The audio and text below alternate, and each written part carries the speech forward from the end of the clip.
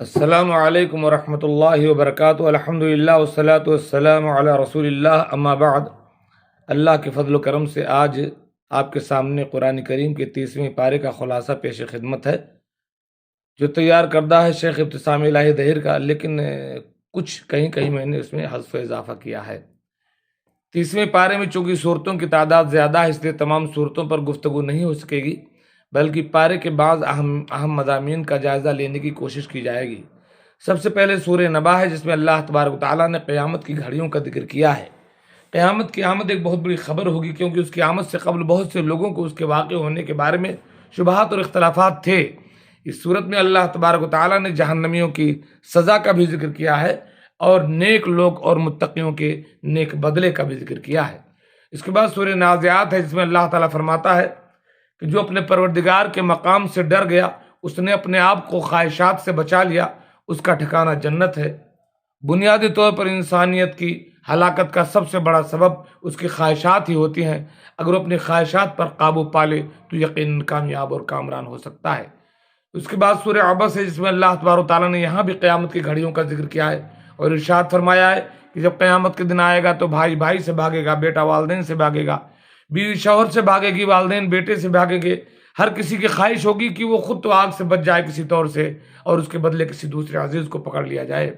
اس کے بعد سورہ تکویر ہے، اس میں اللہ تبارک و تعالیٰ نے یہاں بھی قیامت کے ہولناکیوں کا ذکر کیا، اور فرمایا کہ قرآن مجید کل کائنات کے ان لوگوں کے لیے نصیحت ہے جو صراط مستقیم پر چلنا چاہتے ہیں، اور کوئی بھی انسان اللہ تبارک و تعالیٰ کی مرضی کے بغیر صراط مستقیم پر گامزن نہیں ہو سکتا۔ اسی لیے اللہ رب العالمین سے دعا کرتے رہنا چاہیے کہ اللہ یا مقلب القلوب ثبت قلبی علی دینک۔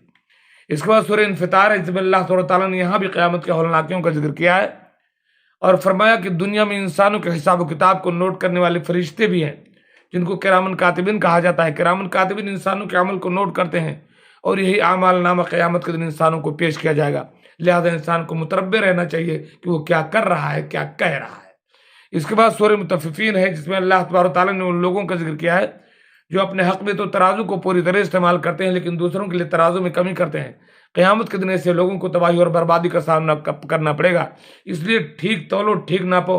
اور اس میں برے لوگوں کا اور ان کے انجام کا ذکر ہے، اور نیک لوگوں کا اور ان کی نعمتوں کا بھی ذکر ہے۔ سورہ انشقاق ہے، اس کے بعد اللہ تعالیٰ نے اس میں بتلایا کہ انسان محنت و مشقت کا خوگر ہے، اس کو چاہیے کہ اپنے پروردگار کے لیے محنت کرے، جس سے اس سے ملاقات ہونی ہے۔ اگر انسان اپنے پروردگار کے لیے محنت کرے گا، یعنی وہ کام کرے گا جو اس کا رب چاہتا ہے، تو اللہ تعالیٰ اس کے حساب کو آسان کر دے گا، اور وہ اپنے اہل خانہ کی طرف مسرت کے ساتھ پلٹے گا، ورنہ اس کا انجام بہت برا ہوگا۔ اس کے بعد سورہ بروج ہے، جس میں اللہ تبارک و تعالیٰ نے اخدود کی بستی کا ذکر کیا ہے، جنہوں نے ایک صاحب ایمان بچے کی دعوت تبلیغ کی وجہ سے اسلام قبول کر لیا تھا۔ اسلام قبول کرنے کی پاداش میں ان کو انتقام کا نشانہ بنایا گیا۔ بے دین بادشاہ نے خندقیں کھود کر ان کو خندقوں میں جلا دیا۔ بستی کے اہل ایمان افراد نے ہر طرح کی اذیت کو اور خندہ پیشانی سے برداشت کیا، لیکن دعوت توحید سے دستبردار ہونا گوارا نہیں کیا۔ اس صورت میں اللہ تبارک و تعالیٰ نے ان نیک لوگوں کے اچھے انجام کا بھی ذکر کیا ہے، اور اس صورت میں اللہ تعالیٰ نے اپنی فل طاقت اور پاور اور قدرت کا بھی ذکر کیا ہے۔ اس کے بعد سورہ طارق ہے، اس طارق میں سورہ طارق میں اللہ تعالیٰ نے انسان کی تخلیق کا ذکر کیا کہ کس طرح انسان کو پانی کے معمولی قطرے سے اللہ نے تخلیق کیا، اور جو انسان کو معمولی قطرے سے پیدا کر سکتا ہے، وہ انسان کو اس کی موت کے بعد آسانی سے زندہ بھی کر سکتا ہے۔ اس لیے انسان کو اپنی حقیقت نہیں بھولنی چاہیے، بلکہ اپنی موت کے لیے تیاری کرنی چاہیے۔ اس کے بعد سورہ اعلیٰ ہے، اس صورت میں اللہ تعالیٰ نے اس بات کا ذکر کیا کہ لوگوں کی نگاہ تو دنیا کی طرف ہوتی ہے، لیکن حقیقی اور باقی رہنے والی زندگی تو آخرت کی زندگی ہے۔ اس حقیقت کو صرف اللہ تعالیٰ نے قرآن مجید ہی میں بیان نہیں کیا، بلکہ اللہ تعالیٰ نے یہ تمام حقائق ابراہیم علیہ السلام اور موسیٰ علیہ السلام کے صحیفوں میں بھی بیان فرما دیا ہے۔ اس کے بعد سورہ فجر ہے، جس میں اللہ تبارک و تعالیٰ نے پچھلی قوموں کا ذکر کرنے کے بعد فرمایا کہ جب قیامت کا دن آئے گا تو اللہ تعالیٰ مومن کو مخاطب ہو کر کے کہے گا کہ اے مطمئن جان، اپنے پروردگار کی طرف پلٹا، اس حال میں کہ تو اس سے راضی ہے، وہ تجھ سے راضی ہے، اور آ میرے نیک بندوں میں شامل ہو جا، اور آ میری جنت میں داخل ہو جا۔ پلٹ آ اپنے آقا کی طرف، اے نفس ایمانی، تو اس سے خوش، وہ تجھ سے خوش، زہ انعام ربانی، میرے بندوں میں شامل ہو، میری جنت میں داخل ہو، تجھے ہر عیش، ہر آرام، ہر انعام حاصل ہو۔ اس کے بعد سورہ بلد ہے، سورہ بلد میں اللہ تعالیٰ نے انسان پر اپنے انعامات کا ذکر کیا ہے کہ اللہ تعالیٰ نے اس کو 2 آنکھیں، زبان اور 2 ہونٹ عطا فرمائے، اس کی رہنمائی 2 راستوں کی طرف کی۔ اب اس کی مرضی ہے وہ کس راستے کا انتخاب کرتا ہے۔ جو صحیح راستے پر چلے گا جنت میں جائے گا، جو غلط راستہ اختیار کرے گا جہنم میں جائے گا۔ اس کے بعد پھر سورہ شمس ہے، اور سورہ شمس میں اللہ تعالیٰ فرماتا ہے کہ اللہ تعالیٰ نے نفس کو تخلیق کیا، اس میں نیکی اور برائی کی سمجھ کو الہام کر دیا نفس کے اندر۔ تو جو کوئی اپنے نفس کو نیکی کے راستے پر چلائے گا وہ جنتی ہوگا، اور جو اپنے نفس کو خراب کرے گا، اس کو آلودہ کرے گا، اس کی تربیت نہیں دے گا، وہ تباہ و برباد ہو جائے گا۔ سورۃ اللیل میں اللہ تعالیٰ ارشاد فرماتا ہے کہ جس نے صدقہ کیا اور نیکی کی تائید کی، اللہ تعالیٰ اس کے لیے آسان راستے کو ہموار کر دے گا۔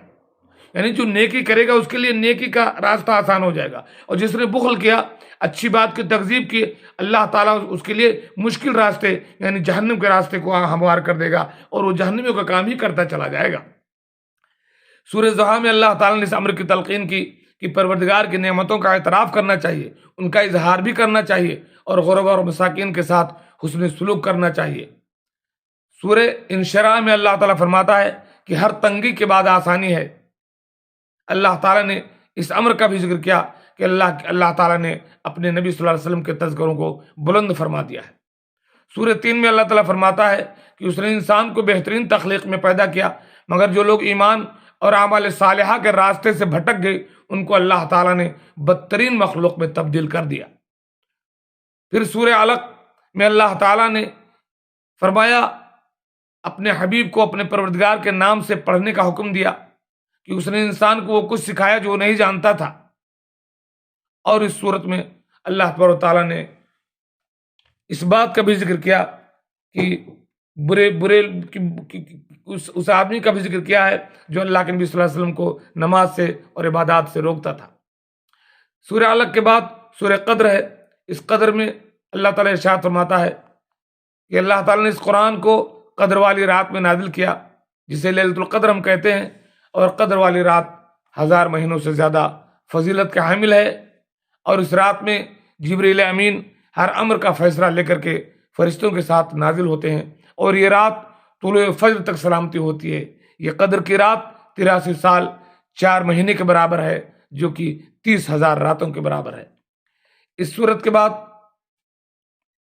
اور آگے چلیں، پھر سورہ عصر آتا ہے۔ اللہ تعالیٰ نے سورہ عصر میں زمانے کی قسم کھا کر کے فرمایا کہ انسان ناکام ہے سوائے ان لوگوں کے جو ایمان لائے، جنہوں نے نیک اعمال کیے، جو حق بات کی اور صبر کی، ایک دوسرے کو تلقین کرتے رہے۔ سورہ عصر کے بعد ایک اہم سورت الکوثر ہے، جس میں اللہ تعالیٰ نے رسول اللہ صلی اللہ علیہ وسلم کو سورہ حوض کوثر کی بشارت دی، ساتھ ہی یہ بھی بتلایا کہ آپ کا دشمن بے نام و نشان رہے گا۔ اس کے بعد اللہ تبارک تعالیٰ نے